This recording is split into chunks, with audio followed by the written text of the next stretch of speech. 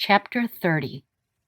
Where coast wall streets and plazas were wide, they were expansive and graceful, fine big open places where the night could play its breeze.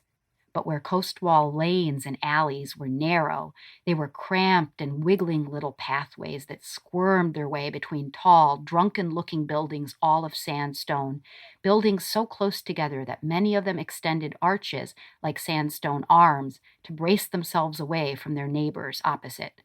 For Fred, tagging alongside Dame Elsabet in the slots of these alleys, only the strip of black sky overhead and the passing presence of dubious nighttime characters kept him from feeling that he was bottled up in some kind of chamber. "It's bound to be here somewhere," said Dame Elsabet, waving her fan. Fred decided that was some kind of nervous tic. It certainly wasn't hot outside, though the crooked sandstone bricks underfoot still radiated the previous day's heat. Or else it was to fan away the stink. That was more likely. It seemed that every other building was a tavern, a squalid tavern with dregs of wine suppurating in the cracks of its cobbles. Shabby cut-rate singers leaned against every wall, ready to regale any passing wench who wanted to hear about herself, and the wenches, for their part, grabbed at men with impunity. None of them grabbed at Fred, but that must have been because of his scowl.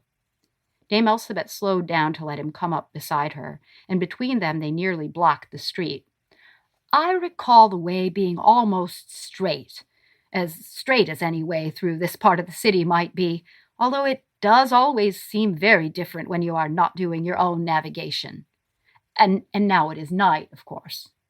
She had once gone to the Coast Wall Station House, she told Fred, in a sedan chair from the Nautilus, a lodging place in this city.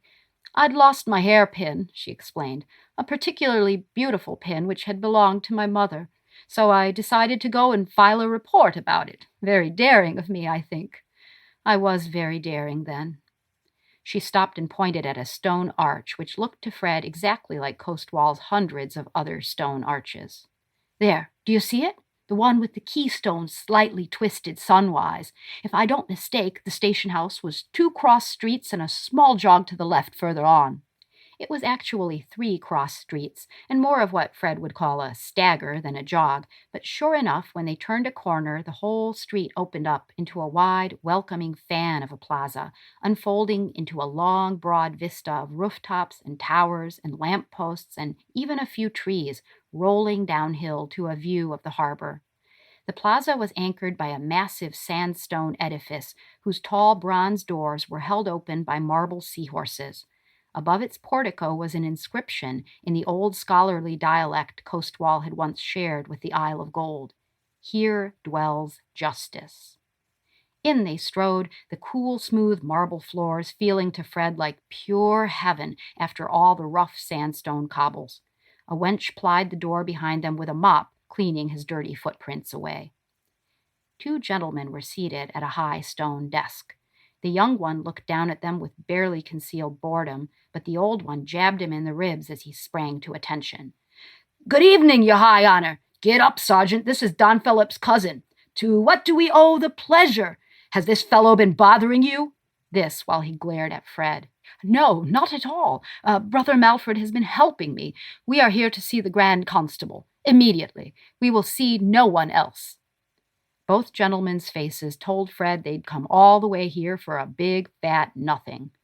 "Oh, madame, I am so sorry. We'll make up a comfortable place where you can wait. Sergeant, get on it there. But unfortunately, you've just missed him. He rode over to Brule Hall with a squad of officers. Someone there lit the signal to summon him."